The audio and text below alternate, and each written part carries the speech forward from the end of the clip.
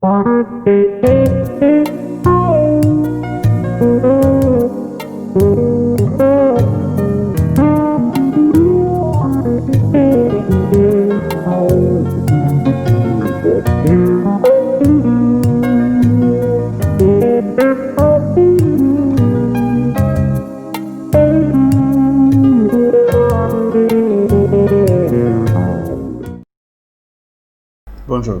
Bonjour. Bienvenue sur la Maison du Père. Que le Seigneur vous bénisse. Nous allons continuer la série que nous avons commencée, Confiance et Adoration. Et aujourd'hui, nous allons terminer cette série. Cette vidéo est la dernière partie de cet enseignement.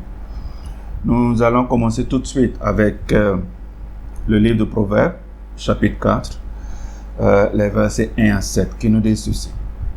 Écoutez, mes fils, l'instruction d'un père, soyez attentifs pour acquérir du discernement, car c'est un bon enseignement que je vous donne. N'abandonnez pas l'éducation que je vous ai donnée, car j'ai été moi aussi un fils pour mon père et ma mère me chérissaient comme un enfant unique. Mon père m'a enseigné et m'a dit: que ton cœur retienne mes paroles. Suis mes préceptes et tu vivras. Acquiert la sagesse et l'intelligence. N'oublie pas, ne dévie pas de ce que je t'ai appris. N'abandonne pas la sagesse et elle te gardera. Aime-la et elle te protégera. Voici le début de la sagesse. Acquiert la sagesse. Recherche l'intelligence au prix de tout ce que tu possèdes. La sagesse dont il est question ici, c'est la sagesse de Dieu. La sagesse que Dieu donne à un être humain.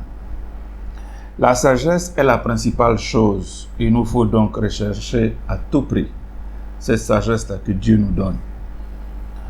Dans la Nouvelle Alliance, je veux dire dans le Nouveau Testament, Christ est notre sagesse et l'intelligence reçue à travers la parole de Dieu.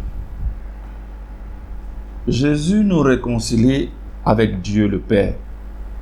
Et les chrétiens en général s'approprient la parole de Dieu, mais n'ont aucune connexion ou relation avec ce dernier. La relation avec Dieu nous change et nous conforme à l'image de Dieu. Rappelez-vous, nous sommes créés à l'image de Dieu. La connaissance de la parole de Dieu seul n'augmentera en rien notre relation avec Dieu. On peut lire ou apprendre la Bible de Genèse à Apocalypse, mais cela n'augmentera pas d'un seul pourcentage notre relation avec Dieu.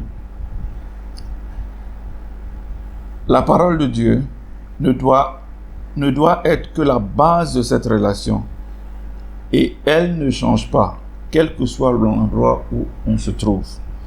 Lorsque vous avez une relation avec Dieu, on vous appelle un homme spirituel, un homme grand H, je veux dire pas un homme masculin, un homme grand H, un être humain spirituel. Il faille donc une profonde explication de ce que l'homme naturel peut appeler folie et ce que l'homme spirituel appellera la foi. Car tout ce qui est de la foi est une folie pour le monde. Absolument. Maintenant, nous allons lire 1 Corinthiens, chapitre 2, versets 12 à 16. Or nous avons reçu non pas l'esprit du monde, mais l'esprit même qui vient de Dieu, pour que nous comprenions tous les bienfaits que Dieu nous a accordés par grâce. Et nous en parlons non pas avec les termes qu'enseigne la sagesse humaine, mais avec ceux qu'enseigne l'esprit. Ainsi, nous exposons les réalités spirituelles dans des termes inspirés par l'esprit. Mais l'homme sans Dieu ne reçoit pas ce qui vient de l'esprit de Dieu. À ses yeux, c'est pure folie et il est incapable de le comprendre, car seul l'esprit de Dieu permet d'en juger. Celui qui a cet esprit peut, lui, juger de tout, sans que personne ne puisse le juger. Car il est écrit, qui donc connaît la pensée du Seigneur et qui pourrait l'instruire? Mais nous avons la pensée de Christ. Tout à fait. Alors, l'homme sans Dieu ne recevra rien de l'Esprit. Et lorsqu'il verra les autres agir ou bouger selon les recommandations de l'Esprit, elles seront une pure folie pour lui. Rappelez-vous des rêves de Joseph. Ses frères, des hommes sans Dieu, oui, les frères de Joseph, des hommes sans Dieu, n'ont eu rien d'autre à penser que de le tuer. Mieux, ils l'ont vendu plus offrant.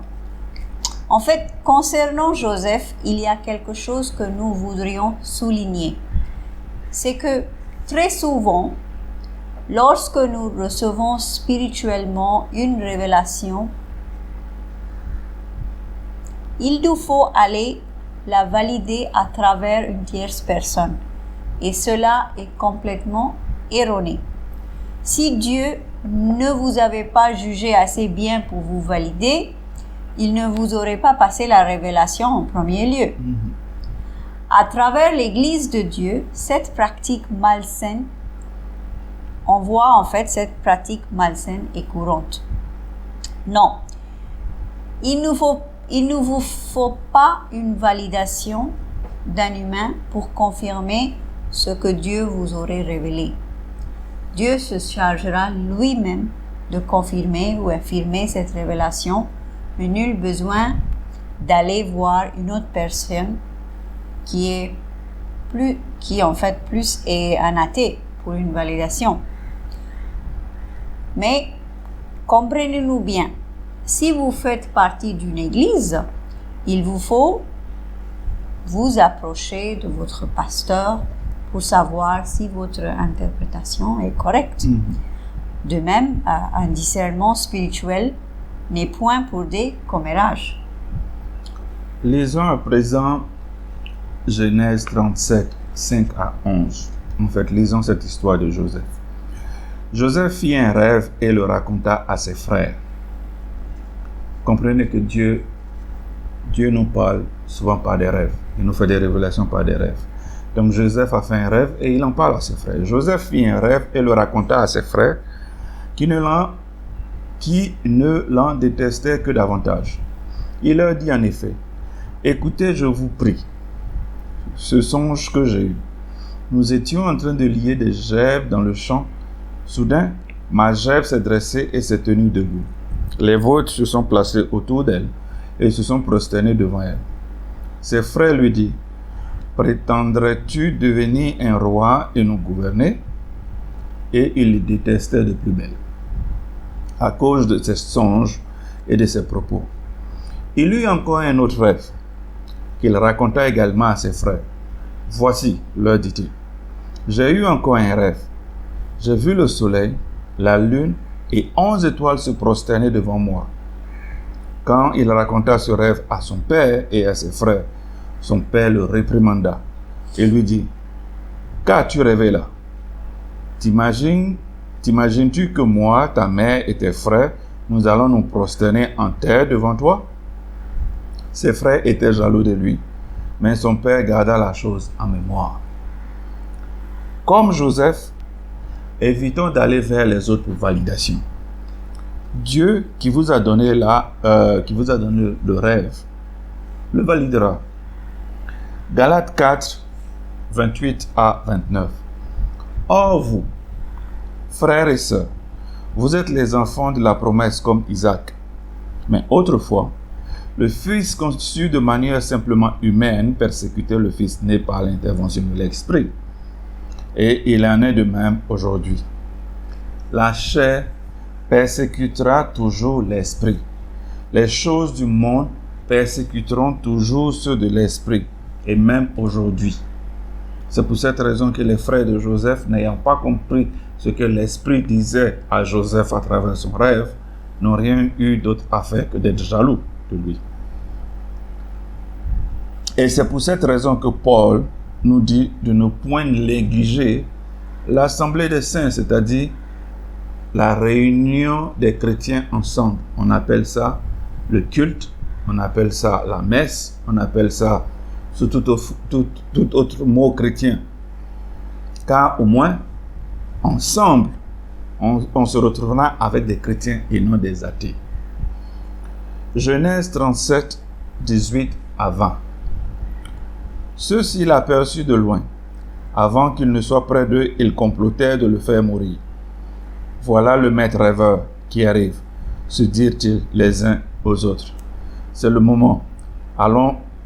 Allez, tuons-le et jetons-le dans une citerne. Nous dirons qu'une bête féroce l'a dévoré. On verra bien alors ce qu'il advient de ses rêves. Ceci est une autre issue de cette situation.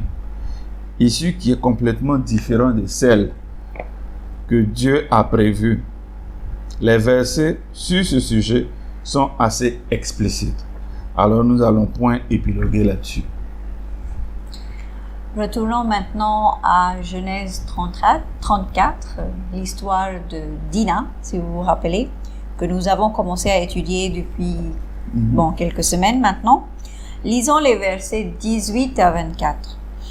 Hamor et son fils Sichem acceptèrent cette proposition, et le jeune homme fit sans délai ce qu'on lui demandait, tant il était épris de la fille de Jacob.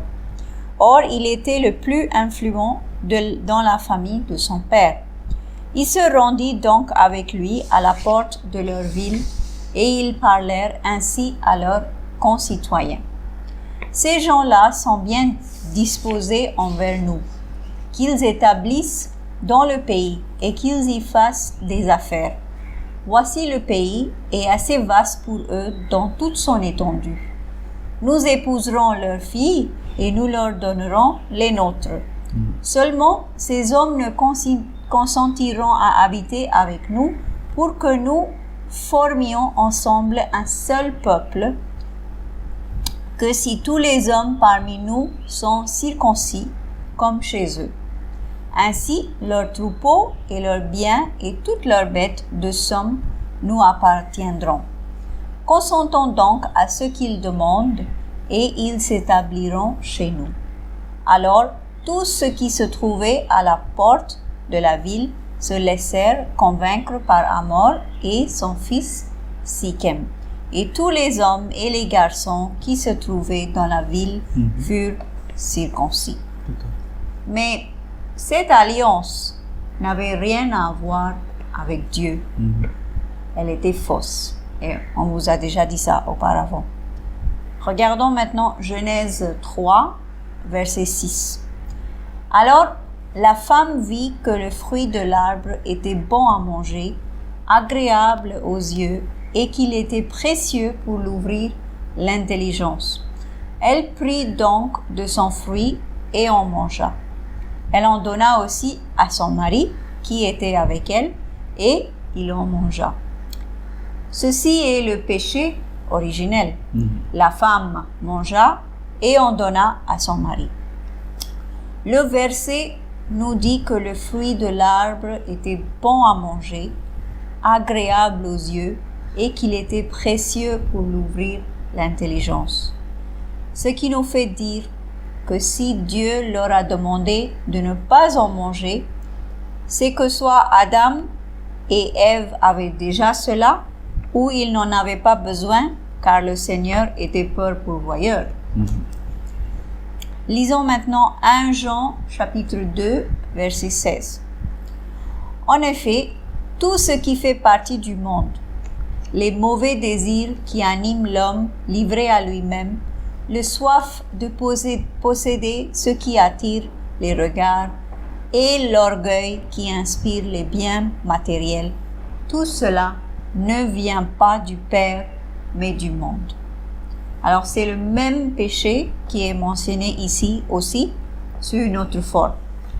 Alors, comment ce verset, donc, en effet, tout ce qui fait partie du monde, les mauvais désirs qui animent l'homme livré à lui-même, la soif de posséder ce qui attire les regards et l'orgueil qui inspire les biens matériels, tout cela ne vient pas du Père, mais du monde. Comment ce verset-là peut-il expliquer peut-il expliquer Genèse 34? Eh bien, les mauvais désirs s'expliquent par le verset 23, en fait. Ok? Donc, je vais prendre 1 Jean 2,16 que je vais comparer avec comment je vais dire ça? Genèse 34, 14, 18 à 24 qu'on a lu auparavant. Ok? Donc, les mauvais désirs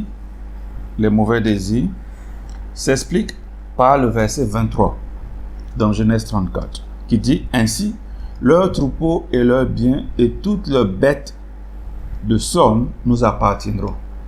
Donc en fait, ils veulent cette alliance avec le peuple de Jacob, non pas parce qu'ils les aiment, mais parce qu'ils sont juste en train de regarder le troupeau de Jacob. Okay? Le désir de posséder ce qui attire le regard s'explique par la dernière phrase du verset 21, okay, du chapitre 34 de Genèse, qui nous dit ceci: nous épouserons leurs filles et nous leur donnerons les nôtres. Ok?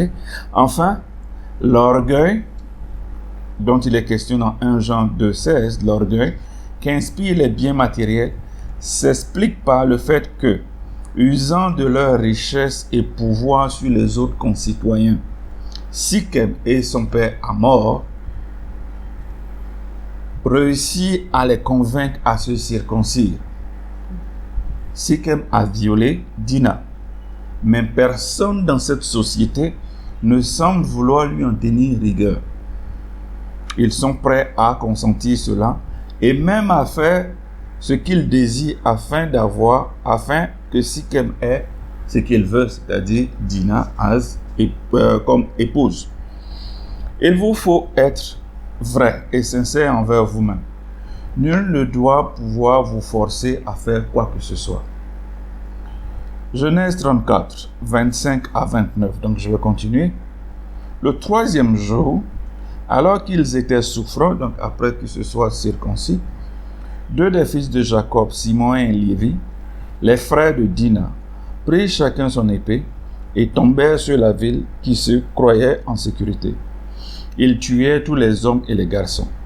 Ils tuèrent aussi Hamor et son fils Sichem, reprirent Dina de la maison de Sichem et partirent. Les autres fils de Jacob vinrent achever les blessés et pillèrent la ville, parce qu'on avait déshonoré leur sœur. Ils prirent le gros et le petit bétail, ainsi que les ânes et tout ce qui était dans la ville et dans les champs. Ils s'emparèrent de tous leurs biens, de leurs enfants et de leurs femmes, et raflèrent tout ce qui était dans les maisons. Dieu a promis, lorsqu'il s'était battu avec Jacob, Dieu a promis à Jacob et à ses enfants qu'ils seraient riches. Dieu leur a fait cette promesse. Mais on voit ici qu'après avoir attaqué la ville, les enfants de Jacob sont allés piller la ville, comme s'ils étaient à la recherche de cette richesse-là par eux-mêmes. Ils ont commencé quelque chose. On voit que des actions des enfants sont dans la chair en prenant le bétail qui ne leur appartient pas. Lisons maintenant Romains 12, verset 19. Mes amis, ne vous vengez pas vous-même, mais laissez agir la colère de Dieu, car il est écrit: c'est à moi qu'il appartient de faire justice. C'est moi qui rendrai à chacun son dû. Et c'est à Dieu qu'appartient la vengeance. Alors, si tel est le cas, il ne devrait pas agir de la sorte. On parle des fils de Jacob. Oui. Lisons maintenant Deutéronome, chapitre 32, verset 35. C'est à moi qu'il revient de leur pays leur dû, au moment où leur pied viendra à trébucher, car le jour de leur ruine se rapproche à grands pas. Le sort prévu pour eux se hâte de venir.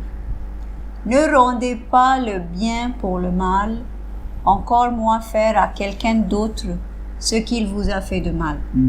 Faites ce que la Bible vous demande de faire, c'est-à-dire de faire du bien à tout le monde. Jérémie, chapitre 17, verset 7. Béni soit l'homme qui met sa confiance en l'Éternel et qui fonde sur l'Éternel toute son assurance.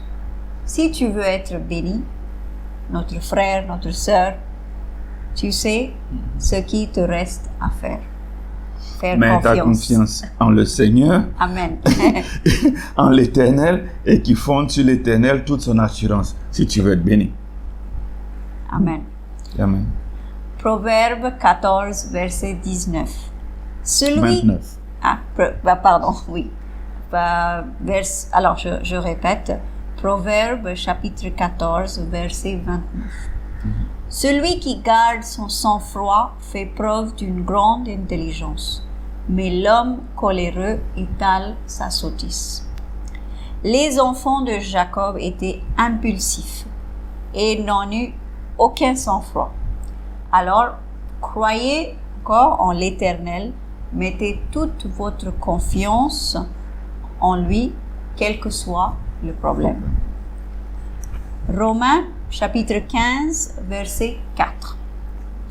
Or, tout ce qui a été consigné autrefois dans l'Écriture l'a été pour nous instruire, afin que la patience et l'encouragement qu'apporte l'Écriture produisent en nous l'espérance. Nous devons avoir la patience lorsque nous mettons notre confiance et assurance en Dieu, en renouvellement notre intelligence dans la parole de Dieu. Ces écrits nous apportent de l'encouragement et produisent l'espoir nécessaire dont nous avons besoin. Alors, lisons les derniers versets de Genèse 34, donc 30 à 31, et je vais lire Genèse 35, versets 1 à 5, en une fois. Okay? Jacob dit à Siméon et Lévi, « Vous me causez des ennuis car vous m'avez rendu odieux aux Cananéens et aux Phérésiens qui habitent le pays. Je ne dispose qu'un petit nombre d'hommes. S'ils se lient contre moi, ils me battront et extermineront toute ma famille avec moi. » Ils lui répliquèrent, « Pouvions-nous laisser traiter notre sœur comme une prostituée ?» Alors, Genèse 35, 1. Dieu dit à Jacob, « Pars, rends-toi à Bethel et fixe-toi là-bas. Tu y construiras un autel au Dieu qui t'est apparu quand tu fuyais ton frère Esau. » Alors Jacob dit aux gens de sa famille et à tous ceux qui étaient avec lui, « Faites disparaître les dieux étrangers qui se trouvent au milieu de vous. Purifiez-vous et changez de vêtements. Nous allons partir et nous rendre à Bethel, où je construirai un autel dédié au Dieu qui m'a exaucé lorsque j'étais dans la détresse et qui a été avec moi tout au long de ma route. » Il remit à Jacob tous les dieux étrangers qu'il avait entre les mains et les boucles qu'il portait aux oreilles, et Jacob les enterra sous le chêne qui était près de Sichem. Puis il leva le camp. Dieu frappa de panique les villes environnantes, de sorte que personne ne poursuivait les fils de Jacob. Genèse 31, versets 51 à 55. Puis il ajouta, « Vois ce tas de pierres et cette stèle que j'ai dressée entre moi et toi. Ce tas de pierres et cette stèle nous serviront de témoins. Je ne dois pas dépasser ce tas de pierres et cette stèle dans ta direction, et tu ne dois pas les dépasser dans ma direction avec de mauvaises intentions. Le Dieu d'Abraham et le Dieu de Nahor, c'était le Dieu de leur père, seront juges entre nous. » Jacob prêta serment par le Dieu que redoutait son père Isaac. Puis il offrit un sacrifice sur la montagne et invita sa parenté à un repas. Ils mangeaient ensemble et passèrent la nuit dans la montagne. De ces deux lectures, entre Genèse 34, 31, 35 et Genèse 35, versets 1 à 5, et ce Genèse 31, 51 à 55, donc de ces deux lectures, on constate que Dieu est celui qui les protège. Alors, on est à se demander pourquoi Jacob était-il si apeuré lorsque Simon et Lévi ont attaqué la ville. Si vous êtes en porte-à-faux avec le Seigneur, il ne vous faut pas une nouvelle expérience pour vous mettre dans la droiture. Non, vous n'avez pas besoin d'une nouvelle révélation de Dieu. Vous connaissez déjà Dieu. Il vous faut juste réaffirmer cette ancienne expérience dans une nouvelle manière. Dieu a toujours été le même. Il n'est pas allé quelque part, mais plutôt, c'est nous qui nous sommes éloignés de lui. Ce n'est pas surprenant qu'après cet épisode, Rachel, la femme de Jacob, meurt en couche. Genèse 31, verset 32. Quant à celui chez qui trouvera tes dieux, il ne vivra pas. Fuis en présence de nos gens. Ce qui sera chez moi, reprends-le. Jacob ignorait en effet que Rachel avait volé les idoles domestiques. Donc, Jacob, en fait, il a ignoré que Rachel avait volé les idoles de son père. Alors, il proféra cette malédiction. Ces paroles ont du pouvoir, tout comme les nôtres. Lisons Proverbe chapitre 18, verset 21. La mort et la vie sont au pouvoir de la langue. Qui aime se répandre en paroles mangera les fruits qu'elles auront produits. Et c'est ça que Rachel a eu. Lorsque vous avez une relation avec Dieu, même si vous êtes en erreur, il fera en sorte que sa parole vous arrive afin de vous corriger. Comment le savons-nous? Allons-y à Actes, chapitre 17, verset 23. En effet, en parcourant les rues de votre ville et en examinant vos monuments sacrés, j'ai même découvert un autel qui porte cette inscription: à un Dieu inconnu. Ce que vous révérez ainsi, sans le connaître, je viens vous l'annoncer. Il prie un Dieu qui n'a pas de nom, et Paul est ici pour leur prêcher à propos de ce Dieu inconnu. Actes chapitre 10, versets 1 à 6.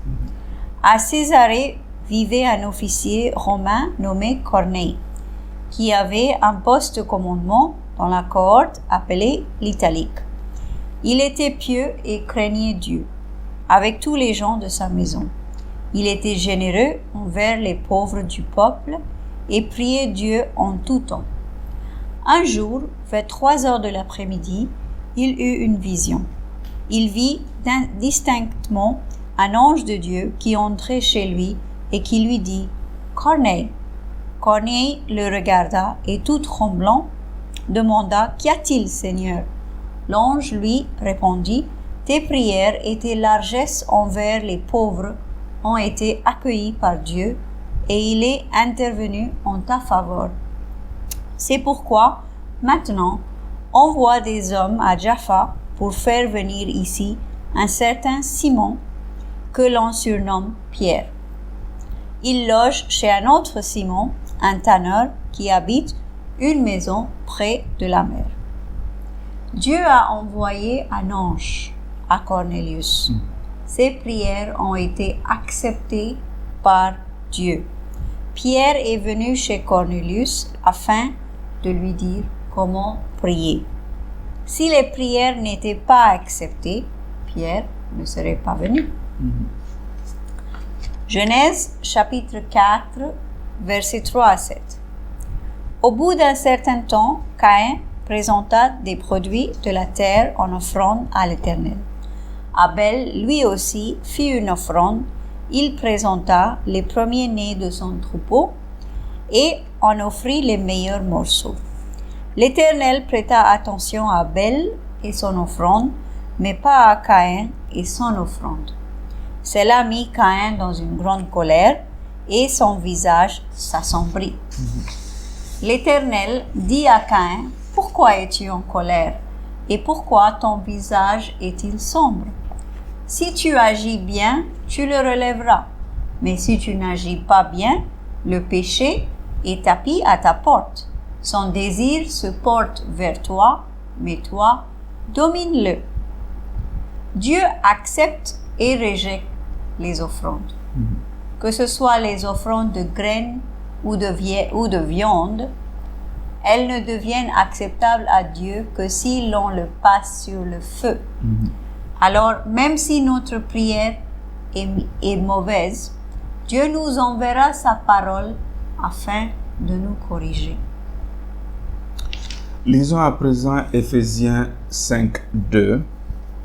Que votre vie soit dirigée par l'amour, de même que Christ nous a aimés et a livré lui-même sa vie à Dieu pour nous, comme une offrande et un sacrifice dont le parfum plaît à Dieu.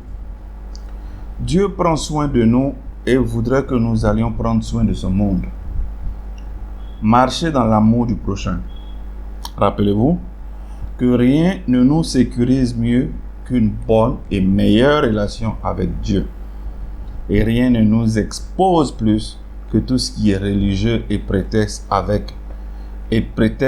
avec aucune sincérité, mais plutôt des rituels à faire. Siméon et Lévi ont eu une décision aussi radicale parce qu'ils ont pensé être meilleurs que ces hommes-là.